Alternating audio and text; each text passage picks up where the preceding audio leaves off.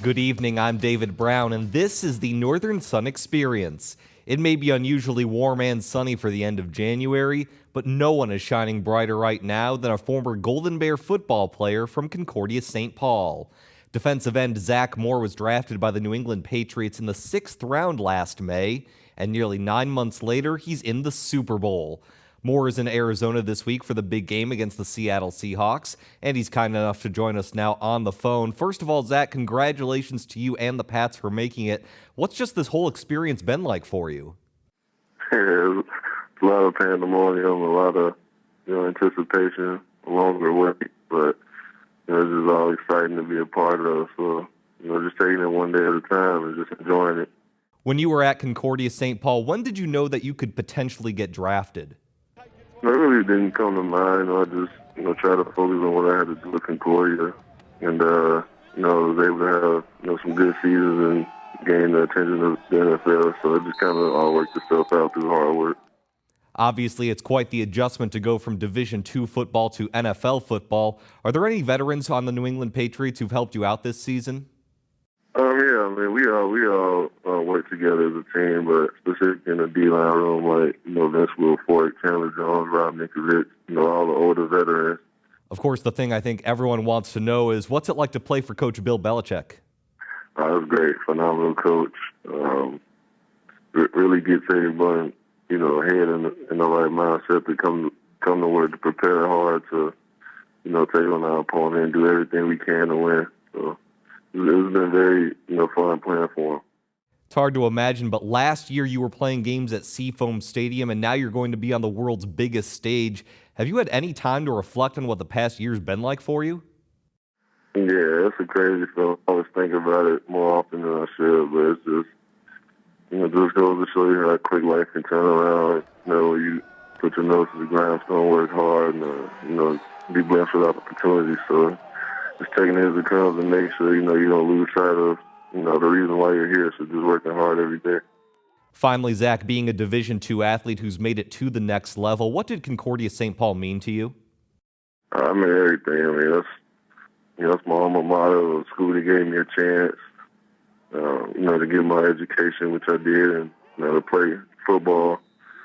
I met a lot of great people, friends, teachers, coaches, faculty, real tight-knit of a family-type atmosphere as far as the football team. And just a place, I can never forget. Had a lot of great memories there. Again, that was Zach Moore, former Concordia-St. Paul Golden Bear, current New England Patriot, and who may very well be a Super Bowl champion by this time next week. We'll talk with another Concordia football player who hopes to have a leg up when it comes to this year's NFL draft a little bit later. But coming up next, we switch gears to women's basketball. Former Augustana point guard Jordan Dalton is here to break down the past weekend, including how Northern State got back to its winning ways. The Northern Sun Experience on Midco Sports Network is presented by CU Mortgage Direct LLC, Sanford Health, and Dakota Land Honda.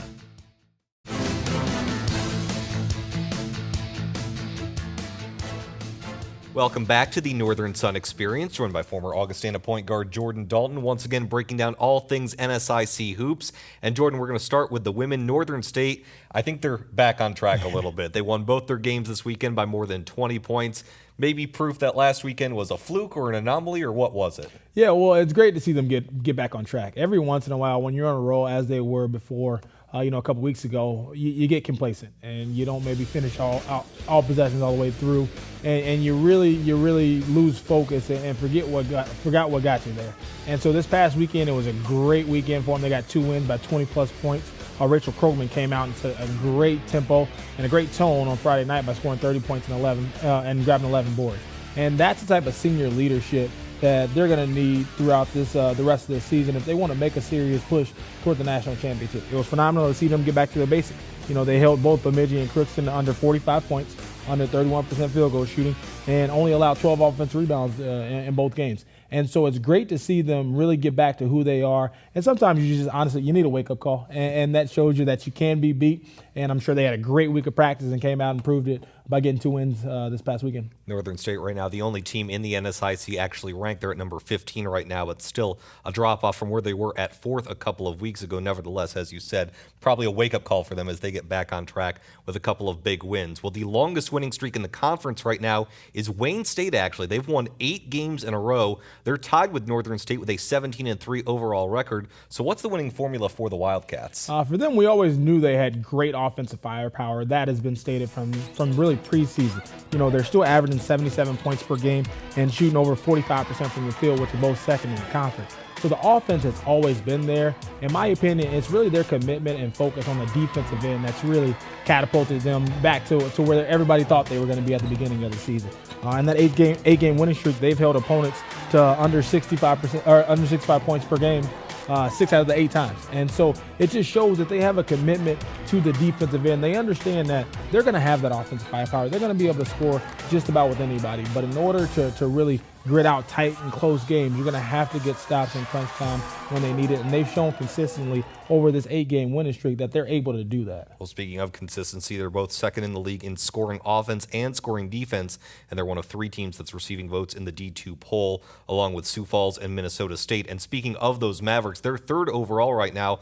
Perfect 8-0 at home, Jordan, but they're below 500 on the road. Now, as a former player, does that home crowd really provide an advantage? And regardless, why do the Mavs seem to play so poorly on the road? Well, I always joke, athletes are creatures of habit. They like to do the same thing before games. They like to eat the same pregame meal. They like to go through the same pregame routine. And so when you're at home, you're comfortable. And when you're comfortable, you're able to play really, really confidently. And that's what they've shown. When they're at home, they play confidently. They're not second-guessing themselves. They're focused and they're ready to go. And like you said, on the road, they have to be able to establish that same type of focus if they really want to make a run toward the end of this conference season. On the road, they have given up 60 points per game, committed more than 13 turnovers, and shot below 42% from the field in all those 3 losses on the road. And so they're going to have to find a way to really regain that focus and that intensity that they have when they're in Mankato anytime they're on the road. And there's a disparity between their offense and defense, 3rd in scoring, but just 9th in defense, just middle of the pack. Now, what was your pregame meal when you were at home? Whatever they were cooking over at the Commons is what it was. So you weren't that superstitious? No, but at the same time, we still ate. We had our walkthrough at the same time. We had our pregame meal at the same time. We did just about everything in the same order. And what that does, like I said, it really creates some consistency for yourself as a team. And when you have that consistency, you're able to be comfortable on the court. So once again, you're not second-guessing yourself.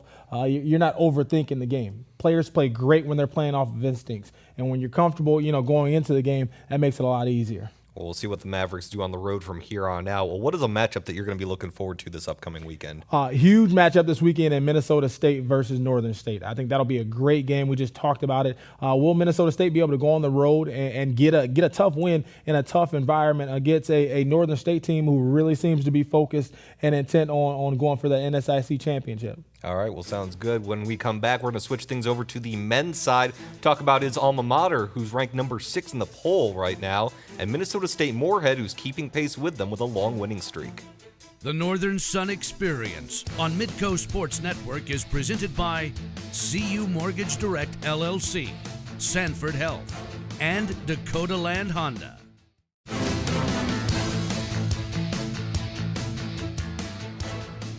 Welcome back to the Northern Sun Experience, joined once again by Mr. Jordan Dalton. Well, Jordan, the hot continue to stay hot. Minnesota State Moorhead and your alma mater, Augustana, continue to win a 10-game winning streak and a 12-game winning streak, respectively. All 4 wins by both teams by double digits. Are these 2 schools winning in the same way, or are they winning in different ways? Well, on the offensive end, they've proven to be the 2 top offensive firepowers in the entire conference. Both teams averaging over 83 points per game.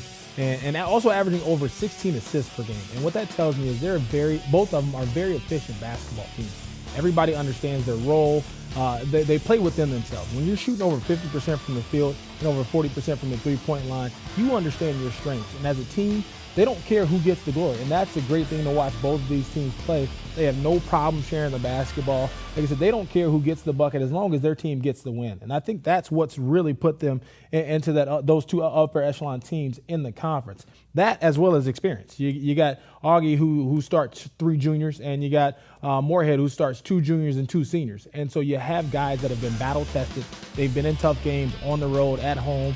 They've been in blowouts. They've had to keep their composure in all types of different situations. And that type of experience really is a trickle-down effect and creates a lot of confidence in the rest of the team when you know you can rely on that type of leadership. And that confidence has led to consistency for both teams. Augie is first in scoring offense. Minnesota State Moorhead first in scoring defense. And the Dragons, they're ranked in the top 10 right now, 8th for the first time since 1970. So this is a once-in-a-generation team, isn't it? And kudos to those guys. You know, like I said, you got quite a few seniors on that squad who've been there 4, sometimes 5 years, and they've stayed the course. You know, it's guys like Jordan Rear who have gotten better every single year. And that's what you want to see from your student athletes. But you also love to see those guys get rewarded. They put in a lot of time in the gym and have really committed to the process and to each other. And it's great to see that team have some success, and hopefully it continues on the rest of the way. Dragons ranked number 8. Augie is 6th, and that's their highest ranking since 1988. Well, aside from Augie and MSU Moorhead, the next longest winning streak actually belongs to Concordia-St. Paul. They've won 5 straight games. What's working for them, and can they play spoiler down the line? Well, it's interesting. When they have a new coach, as Joey James has come in from Vermilion, from University of South Dakota and Vermilion, and it takes him a little while to establish the type of culture he wants. And so he has to come in there, and the guys have to buy into what he's selling. And what he's selling right now is tough-nosed, gritty, athletic defense is what he's doing. And so it's no surprise that in the beginning of the year it was a slower start. But now the guys seem to start believing in him. And why wouldn't you start believing in him when you have a 5-game winning streak on the line? They're a very tough team to play against. They create a lot of havoc, forcing over 13 turnovers per game, and only allowing 64 points per game. And so their team identity is now on the defensive end. They're going to make it work for every single shot you get. They're going to try to create as many turnovers as they can. And that's Joey James, and that's his imprint on that program. And he's going to continue to recruit the guys that he needs to be successful in that system. And it's great to see them finally having some success so far this year. Yeah, absolutely. You mentioned the numbers, 64 points per game given up. They're second in team defense, only 13th in offense right now. So obviously something must be working on the defensive end if they're in the lower quarter of scoring in the entire conference. And offense is always something that lags behind defense, mainly because it takes chemistry. It takes continuity between 5 guys working together on the court. On the defensive end, you just have to have heart, energy, and effort. That's really all you have to have, on the defensive end. And that's something that there's no X's and O's, really with that scheme there. They just have to go out and play hard. And that's what they've been doing over this 5-game winning streak. And that's why they've been so successful. We'll look to see if they can continue that winning streak to 7 this weekend. Well, what's a team besides the ones we just mentioned, the Augies, the Minnesota State Moorheads, and the Concordias, that's flying a little bit low right now but could surprise down the line? I really like Upper Iowa. They play a fast, intense, up-tempo style of basketball. They're going to get a lot of shots up, and they're going to force you to speed up your tempo. And the reason I like them for them to play spoiler is because a lot of teams aren't that comfortable playing at that speed. And what happens when you get sped up, you start turning the basketball over. You're not getting good looks at the basket. Now your field goal percentage drops, where they're comfortable at playing at that speed. And so if they're able to keep that tempo going, they had a great weekend. Like I said, they dropped a tough one to Augie, but did get a win against Wayne State. So I really like their team. I like their tempo. I like their style. They play within themselves. They know who they are. And they're going to be a tough out come conference tournament time. Yeah, they played Augustana pretty well. I mean, it was a double-digit loss in the end, but still, they played them pretty tough, in your opinion, right? Yeah, and you're talking about one of the best teams in the conference when you're talking about Augustana. And they were right, Upper Iowa was right there with them. They turned Augustana over. Augustana had a season high in turnovers for that game, and they just made a couple more plays down the stretch, hit their free throws at the end of the game to really seal the victory. But Upper Iowa was in the game the entire time, and that's even though it's a loss, it's something you can build off of. We'll watch out for the Peacocks down the line. And then what's the matchup you're looking forward to this weekend? Big matchup with Minnesota State and Moorhead. We'll see. I feel like for Moorhead to have some success this weekend, they're going to have to figure out how they're going to guard the pick and roll between Zach Monahan and Austin Marai. They run that 75-80% of the time, and you're going to have to get the ball out of Monahan's hands and make somebody else beat you. And on the other end, we'll see if Minnesota State can guard 3-point line. And Moorhead's only lost this year. They went 3 from 22 from the 3-point line. And so that's a staple of their offense. They're making over 11 3-pointers a game. And Minnesota State is going to have to figure out a way to really contest those jump shots and force guys to be uncomfortable in that game. Does it seem weird? We're talking about the Augie winning streak, the Minnesota State Moorhead winning streak. Minnesota State, they're still a great team, but they're kind of under the radar right now a little bit. Yeah, and like I said, it's always tough to call Minnesota State under the radar because they're consistently in the top 3 of the conference every single year, it seems like. And so what they have to do, they have 2 superstars in Zach Monahan and Asa Marai. They have to have a better supporting cast if they're going to move forward because those guys, they're going to have off nights. And if they don't have that supporting cast to be there to lift them up, they're going to have some struggles against some of those top upper echelon teams. Well, we'll see what happens with Minnesota State. Moorhead, big challenges the next 2 weeks. You got Minnesota State this weekend and then the big matchup with Augustana on February 7th. Jordan Dalton, thanks a lot. No problem. When we come back, we talk with another Concordia-St. Paul football alum, Tom Obarski, who just spent this past weekend kicking in the Senior Bowl. The Northern Sun Experience on Midco Sports Network is presented by CU Mortgage Direct LLC, Sanford Health, and Dakota Land Honda.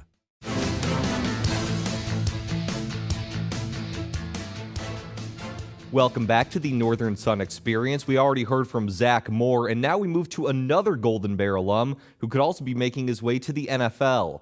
We're joined now on the phone by Concordia-St. Paul kicker Tom Obarski, who just got back from the Senior Bowl in Mobile, Alabama. Tom, first of all, the Senior Bowl is essentially a college football all-star game that hopefully gets you some attention from pro scouts. What was the week leading up to the game like for you? I mean, first it was just an awesome experience just to be able to be out there and to be playing with guys that I'm used to watching on TV and just kind of enjoying the experience and kind of getting out of that small school feel at Concordia and just having an awesome experience with meetings and just meetings with coaches and with players and just being there, soaking it all in and enjoying it. What was your initial reaction when you actually got selected to play in the Senior Bowl? Well, it was funny. My agent had called me, and he asked me if I was sitting down. And that was probably a good thing that he said that because, I mean, I was not surprised, but just couldn't believe it at first that I was invited to just such a profile game and to just be invited to be on this kind of stage. So just disbelief at first, I guess. How big of an honor was it to not only be selected to play in the game, but also being one of just 2 players from Division II who were chosen? I mean, coming from a small school, I knew that, or I was hoping for, just some shots here and there, but like you said, just being one of the 2 Division II guys there was just awesome to represent the small schools and to have this type of exposure and this shot from coming from a small school. Finally, Tom, the NFL draft is just a few months away. Have you or your agent heard anything, received any positive buzz about potentially getting a shot at the pro level? I know that there's been some contact with the coaches here at Concordia, and so far I think it's been positive. And I guess, all I'm hoping for is just an opportunity to show what I can do, and I think that the Senior Bowl was one of those opportunities. And I think as a whole, there's a positive buzz, and I know that there's a lot of work to do over these next couple months and just preparing for everything that's going to happen. But I hope to think that I can at least get an opportunity to get invited to a camp or a mini camp and just have the ability to compete. That was Tom Obarski, Concordia-St. Paul kicker, who could make it 2 consecutive years of Golden Bears drafted into the NFL. When we come back, it's DB's Picks, my top 5 plays of the past week in the NSIC. The Northern Sun Experience on Midco Sports Network is presented by CU Mortgage Direct LLC, Sanford Health, and Dakota Land Honda.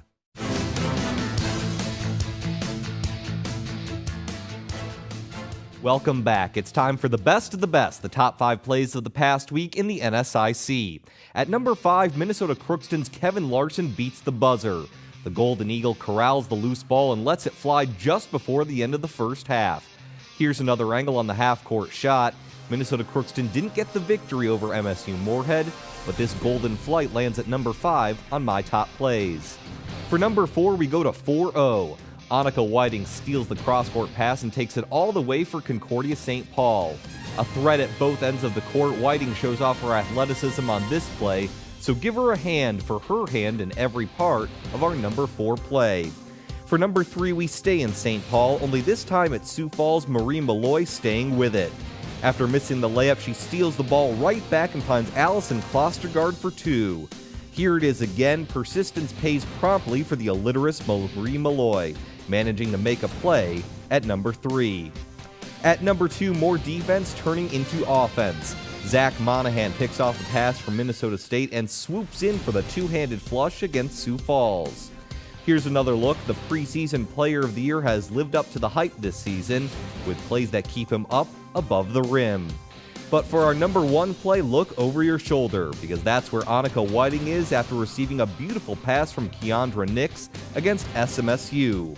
Check it out one more time. Nix with the great no-look dish to Whiting for the easy bucket.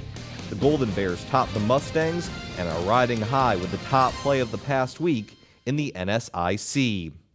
One more quick note before we go. Congratulations to Minnesota State's indoor track and field team.